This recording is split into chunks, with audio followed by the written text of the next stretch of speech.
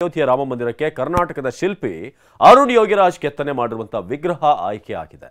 ಇದು ಶಿಲ್ಪಿಯ ಕುಟುಂಬಸ್ಥರು ಮಾತ್ರ ಅಲ್ಲ, ರಾಜ್ಯವೇ ಹೆಮ್ಮೆ ಪಡುವಂತ ವಿಷಯ.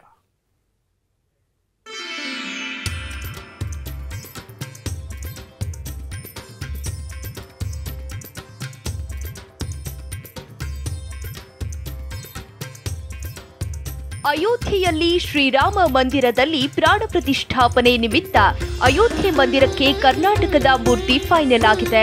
ರಾಮ ಮಂದಿರಕ್ಕೆ ಮೈಸೂರು ಮೂಲದ ಅರುಣ್ ಯೋಗಿರಾಜ್ ಕೆತ್ತಿರುವ ಬಾಲರಾಮನ ಮೂರ್ತಿ ಆಯ್ಕೆಯಾಗಿದೆ. ಜನವರಿ 22ರಂದು ರಾಮ ಮಂದಿರದಲ್ಲಿ ಅರುಣ್ ಕೆತ್ತಿರುವ ಮೂರ್ತಿಯನ್ನೇ ಪ್ರಾಣ ಪ್ರತಿಷ್ಠಾಪನೆಯಾಗಿ ಇಡಲಾಗುತ್ತೆ.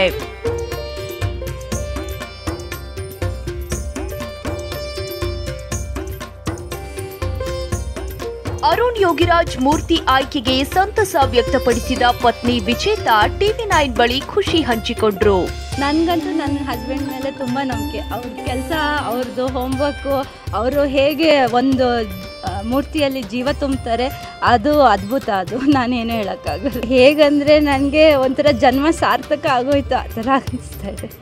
ಹೆಮ್ಮೆ ಮತ್ತು ಏನೋ ಯಾವುದೋ ಪುಣ್ಯ ಮಾಡಿದ್ವಿ, ಆ ಥರ ಖುಷಿ ಆಗ್ತಾ ಇದೆ ನಮ್ಗೆ. ಅರುಣ್ ತಾಯಿ ಮಾತನಾಡಿ, ನನ್ನ ಮಗ ಕೆತ್ತಿರುವ ಮೂರ್ತಿ ಸುಂದರವಾಗಿದೆ ಅಂದ್ರು.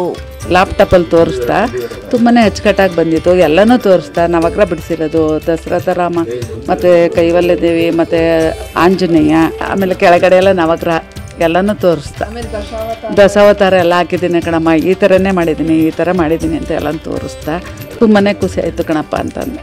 ಅರುಣ್ ಸಹೋದರಿ ಮಾತನಾಡಿ ಭಾವುಕರಾಗಿದ್ರು. ಪ್ರಪಂಚಕ್ಕೆ ಯಾರಿಗೂ ಈ ಥರ ಇದು ಖುಷಿ ಆಗಿರಲ್ಲ. ತಲಾಂತರದಿಂದನೂ ಒಂದು ರಾಮಂದು ಇದು ಅಯೋಧ್ಯೆ ಮಾಡಬೇಕು ಅಂತ ಅಂದ್ಕೊಂಡಿದ್ರು.